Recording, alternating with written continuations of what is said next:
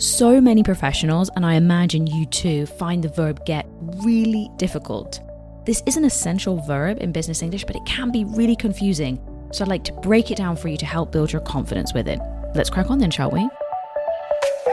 Hello and welcome back to Confident Business English. You're here with me, Anna, your neuro-language coach. If you love the podcast, you should definitely join as a free member. You're going to get the transcripts, the newsletter, and lots of extra content. Link to join in the show notes. So, the verb get is really challenging, and the reason for this is that it pops up in loads of different ways. It pops up just on its own, like to get a promotion, for example. It also appears in expressions to get the ball rolling, and we can also throw it into some phrasal verbs as well, like to get back to someone. That's why it's difficult. So what I want to do is break this down into little chunks, and this is what we would do in neuro-language coaching. I can't possibly go over all the meanings of get in this one episode. We're going to do it in little stages and build it from the basics upwards. In this episode today, then, we're just going to focus on get on its own, not in an expression or a phrasal verb. And I'm going to start to run you through some of the key categories. We'll see how far we get today, and then we'll pick it up and we'll go into more depth in a future episode. Let's start then with one of the biggest categories of get that I'm sure you may already be familiar with, which is about obtaining or receiving things. Now, this can be something physical or it can be something abstract. In a business context, this comes up all the time. If we talk about physical things, it could be, imagine that you join a company and you have to get a pass from reception. Notice the preposition there. Maybe you also have to get a laptop from IT. Or you maybe have to get a password from them. It's not something physical, but you're still obtaining a password from them. Then you've also got a lovely little category of business phrases like to get an idea of something. We really need to get an idea of what's going on. Or we need to get a feel for the situation. That's like an understanding. You can also say to get an understanding. We're going to do this survey so that we can get an understanding of what's going on. All of those phrases are nothing more than saying obtain. We need to obtain an idea of something. We need to obtain an understanding. Also then, in this category of obtaining and proving, you've got lots of business phrases.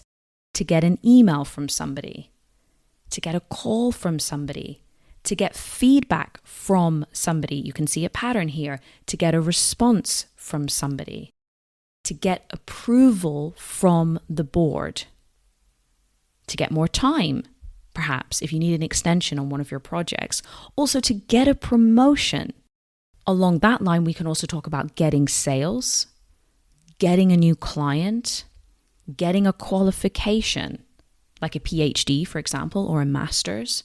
All of those fit in that category of obtaining and receiving. Let me just take a second here as well, because one thing I hear a lot, especially maybe you work in sales or you have targets, and I hear a sentence like, I got all my goals last year. It's totally understandable, but we're less likely to use get when we're talking about goals. It would be more natural, I think, to say to reach your goals, to achieve your goals, rather than get. But I mean, it's a small point. It doesn't really matter because it's totally understandable.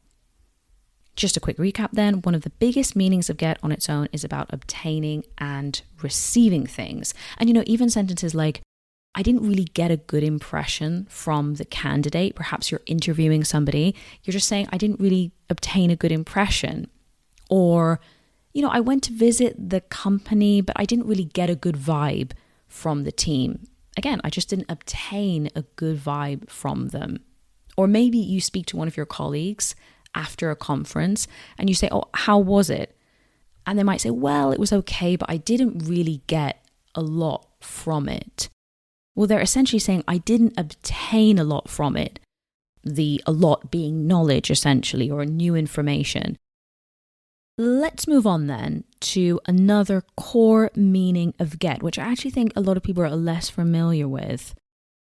This is about going for something and retrieving someone or something for somebody else.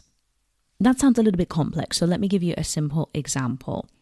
Have you ever been in a physical space, and this is often when you'll hear it, like the office, for example, and maybe one of your colleagues says, Anna, could you get Jane for me?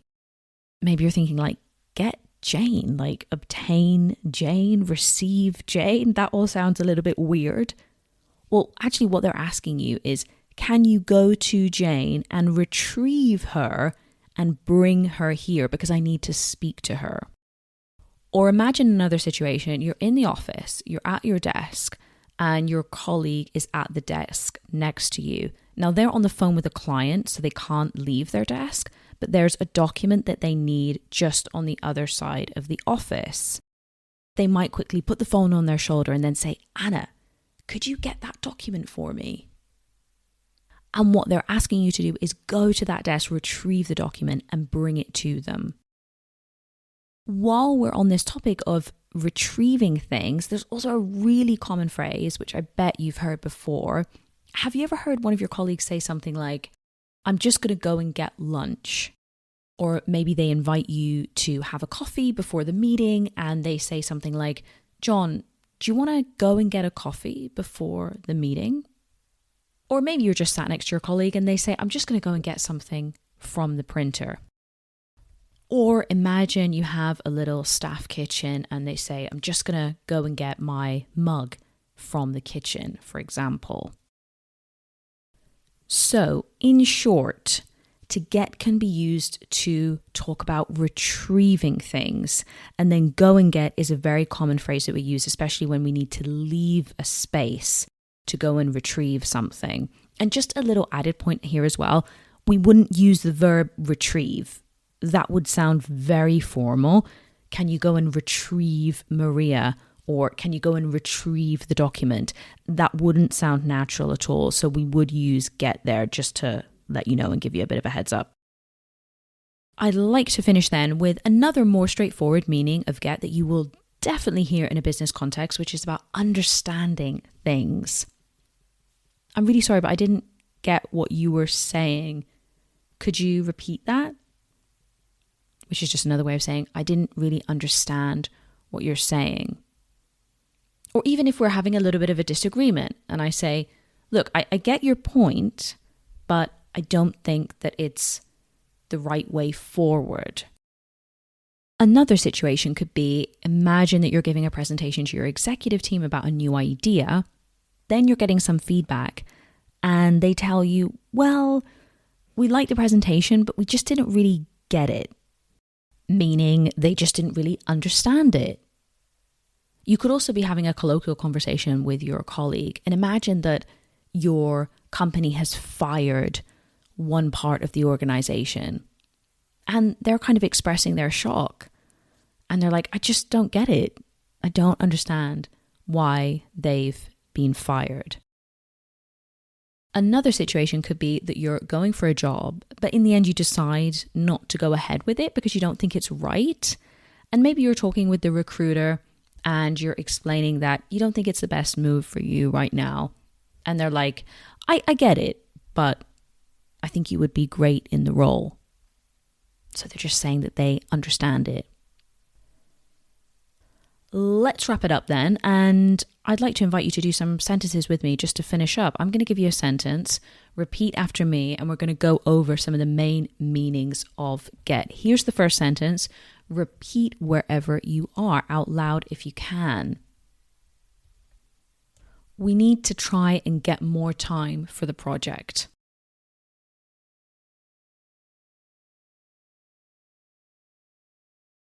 Did you manage to get a pass from reception?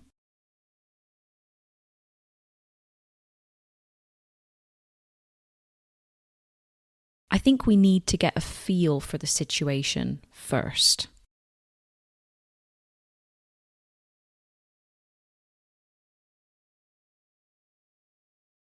Could you get Jane for me?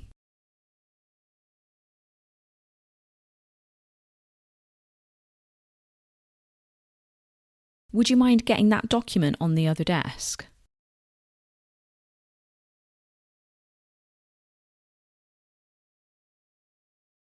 I'm just going to go and get some lunch.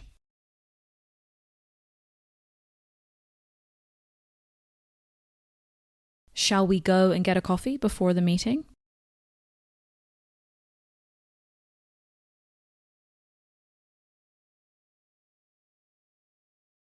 I didn't really get the idea of what you wanted to say.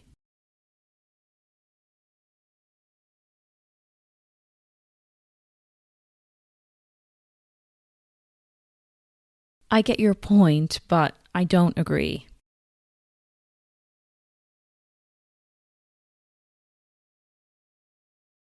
All right, we'll leave it there for today. And I hope that maybe even if you knew some of those meanings already, it almost confirms that what you know is right. And maybe you picked up a couple of extra things there as well, which is fantastic. And again, always the objective of this is just to build your confidence, whether that's about you understanding what people are saying, or maybe from this you're like, okay, actually, I feel more confident to use that phrase at work too. As I said before, we're just dipping our toes in the water here. These are some of the core meanings of get, but we're going to come back to some other ones, some more advanced ones in the future, and we'll build it up step by step. If you really enjoyed that episode, then don't forget to sign up to become a member of the Confident Business English podcast. It's totally free, and you get the newsletter as well as access to the transcripts and loads of extra stuff as well. Thank you, as always, for squeezing in this session into your very busy day. It is a pleasure to accompany you, and I shall see you again very soon for the next one. Thanks again. Bye-bye.